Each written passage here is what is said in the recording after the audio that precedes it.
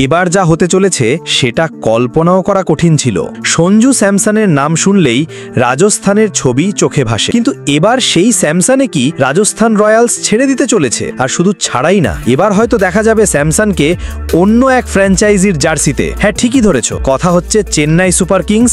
আর শোনো ভালো করে, কেকেআরেরও এখানে একদম স্পেশাল চান্স আছে। দুদিন আগেও শোনা যাচ্ছিল স্যামসন রাজস্থানের সাথেই থাকবেন, কিন্তু হঠাৎ করেই সব উল্টে গেছে। নতুন রিপোর্টে বলছে স্যামসন নিজেই ফ্র্যাঞ্চাইজিকে অনুরোধ করেছেন তাকে রিলিজ বা ট্রেড করতে। এটা একদম বড় ধরনের সিগন্যাল যে ভিতরে ভিতরে অনেক কিছু ঠিকঠাক নেই। আর এই ঘটনাকে কেন্দ্র করেই অনেক ফ্র্যাঞ্চাইজি এখন একেবারে রেডি মোডে চলে গেছে। সবার আগে নাম আসছে চেন্নাই সুপার কিংসের। তবে আমার মনে হয় কেকেআরের ভক্তদের এখন খুব মন দিয়ে সব ফলো করা উচিত। দেখো, কেকেআর এখনো চুপ করে আছে, এটা হতে পারে তারা চুপি চুপি বড় কোনো অফার দিয়ে দিয়েছে স্যামসনকে, আর হয়তো সেটার জন্যই স্যামসন এখন রাজস্থানকে বলছে আমাকে ছেড়ে দাও। হয়তো কেকেআর তাকে বেশি টাকা বা অধিনায়কত্বের মতো বড় কিছু অফার করছে, কিন্তু ট্রেডিং এর নিয়ম অনুযায়ী স্যামসন চাইলেই ফ্র্যাঞ্চাইজির বাইরে যেতে পারবে না। তবে রাজস্থান যদি ভাবে তারা এমন একজন প্লেয়ারকে দলে রাখতে চায় না যে নিজের মন থেকে খেলতে চায় না, তবে তারা ট্রেড অথবা রিলিজও করতে পারে।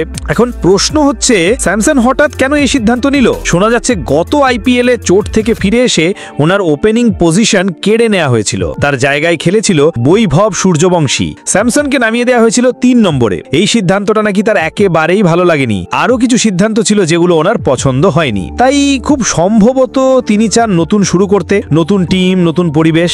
আর এই জায়গাটায় কেকেআর একদম পারফেক্ট ফিট হতে পারে, কারণ কেকেআর এর মিডল অর্ডার আর অধিনায়কত্ব দুই জায়গাতেই দরকার একটা বড় নাম। তোমরা কেকেআর ফ্যানরা একটু ভাবো, যদি স্যামসন আসেই কেমন লাগ? অভিজ্ঞ এক ব্যাটার যিনি ওপেনও করতে পারেন, মিডল অর্ডারেও আগুন ঝরাতে পারেন, আর যদি একটু টাকা বেশি দিয়ে তাকে নিয়ে নেওয়া যায়, সেটা কেকেআর এর জন্য একেবারেই লাভের ব্যাপার হবে। আমার মনে হয় কেকেআর এখনই একটা স্মার্ট চাল খেলেছে। বাকিটা তো আমরা বুঝতেই পারবো সামনের দিনে। তবে এই খবরটা একদম হালকাভাবে নেওয়ার কিছু নেই।